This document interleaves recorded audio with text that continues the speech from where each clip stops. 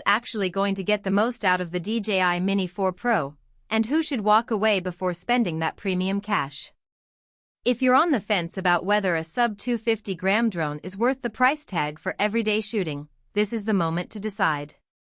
Link is in the description if you want to check the product details on Amazon. I spent the last week taking the Mini 4 Pro out of the box, flying it around a park, a city rooftop, and a weekend camping trip, and I'm going to walk through the moments that felt genuinely useful and the ones that felt more like a gimmick. First off, the biggest hesitation most people have with a drone in this price range is the trade-off between portability and capability. The Mini 4 Pro weighs under 249 grams, which means you can slip it into a small backpack and you won't need to register it with most aviation authorities. That sounds great on paper, but the real question is whether that lightweight design can still deliver footage that looks professional enough for a YouTube channel or a family vacation album. In my tests, the camera held up surprisingly well. Shooting vertical video at 4K 60 FPS with HDR gave me crisp, bright clips that didn't look like they were captured on a phone held at arm's length.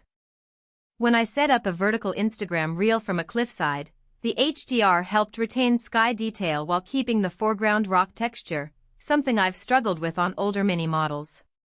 Now, who should consider buying this drone? If you're a content creator who needs a legal-weight aerial camera for travel vlogs, or a hobbyist who wants to experiment with automated tracking without lugging a heavy kit, the Mini 4 Pro checks a lot of boxes. The ActiveTrack 360 system lets you lock onto a moving subject like a cyclist down a winding trail, and the drone will keep the person centered, even as they turn away from you. That saved me from having to manually pilot the craft while I was also trying to frame a shot, which is a real time saver when you're shooting solo.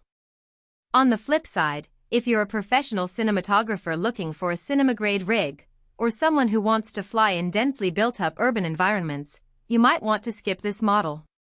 The omnidirectional obstacle detection is solid for a drone this size, but it's not as robust as the larger Mavic series. During a test flight around a narrow alleyway, the sensors missed a low-hanging sign, forcing a sudden manual dodge that almost caused a crash. That's a reminder that the safety net isn't infallible, especially when you push the drone into tight spaces. Value for money is another hot topic. The Mini 4 Pro sits at a price point that's higher than the older Mini 3 Pro but lower than the full-size Mavic series. What you get in return is the combination of 4K 60 FPS HDR vertical recording, a more refined transmission system that claims up to 20 kilometers of range, and the new active tracking suite. In practice, I rarely needed the full range. Most of my flights stayed within a few kilometers of the controller, but the stronger transmission gave me a steadier feed even when I moved behind a cluster of trees. That reduced the jitter you sometimes see on the live view, which is a subtle but noticeable comfort factor for people who are new to piloting. Let's talk about daily usability. The controller feels familiar if you've used a DJI drone before, but the addition of a small touchscreen that mirrors the camera view is a nice touch. It means you can see the HDR processed footage in real time without pulling out your phone. I used it to frame a sunrise over a lake, and the on-screen histogram helped me avoid overexposing the bright horizon while keeping the water's texture. The battery life is roughly 31 minutes per charge, which aligns with what DJI advertised. In a typical weekend outing, I managed 2 full flights before I had to swap batteries, which is plenty for casual shooting but might feel limiting if you're trying to cover a full day of events.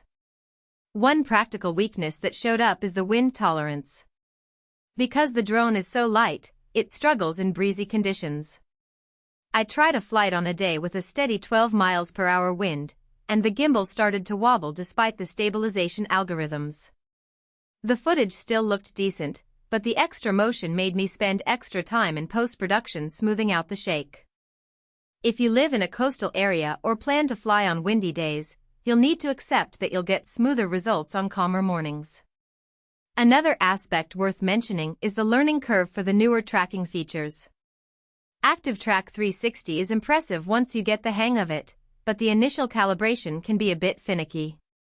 The drone needs to see the subject from multiple angles to lock on properly, and if you're trying to track someone who's constantly turning their back, the system can lose the lock and reacquire it with a noticeable jitter. That's not a deal breaker, but it does mean you'll spend a few minutes in the field fine-tuning the mode before you can.